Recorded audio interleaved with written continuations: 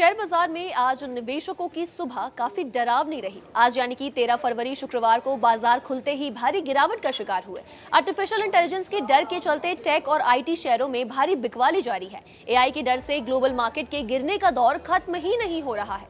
कल के trading session में भी ग्लोबल मार्केट में जबरदस्त गिरावट दर्ज की गई। डाउ जोन्स जहां 675 पॉइंट्स टूट गया, वहीं नैस्डैक में 475 पॉइंट्स की बड़ी गिरावट देखी गई है।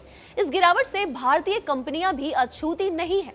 भारतीय आईटी कंपनियों के अमेरिका में लिस्टेड शेयरों यानी कि एडीआर में दबाव देखा गया है। आज भारतीय शेयर बाजार में बड़ी गैप डाउन ओपनिंग देखने को मिली। सेंसेक्स 772 पॉइंट्स की गिरावट के साथ 82,902 के स्तर पर ओपन हुआ। निफ्टी की 236 पॉइंट्स की गिरावट के साथ 25,571 के स्तर पर शुरुआत हुई। ओपनिंग के साथ ही बाजार दबाव में आ गया। आज की गिरावट की सबसे बड़ी वजह आईटी सेक्टर की कमजोरी रही। आर्टिफिशियल इंटेलिजेंस के नए मॉडल लॉन्च होने के बाद आईटी कंपनियों के रेगुलर बिजनेस पर खतरे के बादल मंडराने लगे हैं। इसी डर के चलते निवेशक ग्लोबल और भारतीय बाजारों में आईटी शेयरों से अब पैसा निकालना शुरू कर चुके हैं। कारोबार की शुरुआत में टीसीएस, टेक महिंद्रा, इन्फोसिस ये तीनों ही शेयर करीब 6% तक टूट गए। विप्रो करीब 4% की गिरावट पर था। निफ्टी आईटी इंडेक्स 5.50% की गिरावट के साथ ओपन हुआ। आईटी सेक्टर ने पूरे बाजार को लाल रंग में रंग दिया।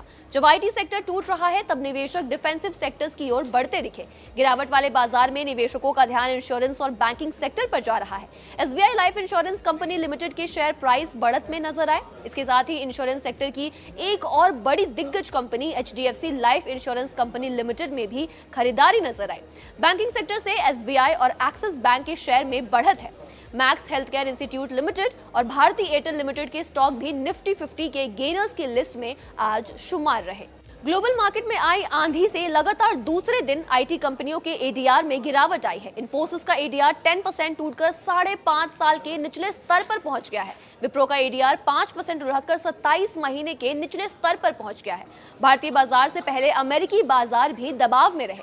गुरुवार को वॉल स्ट्रीट पर भारी गिरावट देखने को मिली। डाउ जोन्स में 1.34% गिरावट, एस&पी 500 में 1.57% की गिरावट, नैस्डैक में 2.04% की बड़ी गिरावट रही।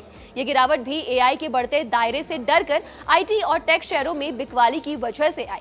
एआई के तूफान से मार्केट जहां खौफ ज़दा है, लेकिन global brokerage firm JP Morgan ने इसे लेकर अलग ही राय दी है। जेपी मॉर्गन के अकॉर्डिंग एआई का डर आईटी सेक्टर में एक तीखे करेक्शन की वजह बना है, लेकिन हकीकत इतनी डरावनी नहीं है। जेपी मॉर्गन के अकॉर्डिंग आईटी कंपनियां टेक्नोलॉजी मार्केट में प्लम्बर की तरह है, जिनकी जरूरत हमेशा रहेगी। जेपी मॉर्गन ने इन्फोसिस, टीसीएस, परसिस्टेंट और सिजिलिटी पर ओवरवेट यानी कि खरीदार की अपनी राय को बरकरार रखा है। तो कुल मिलाकर एआई के तेजी से बढ़ते प्रभाव ने आईटी कंपनियों के बिजनेस मॉडल पर कई सवाल खड़े कर दिए हैं।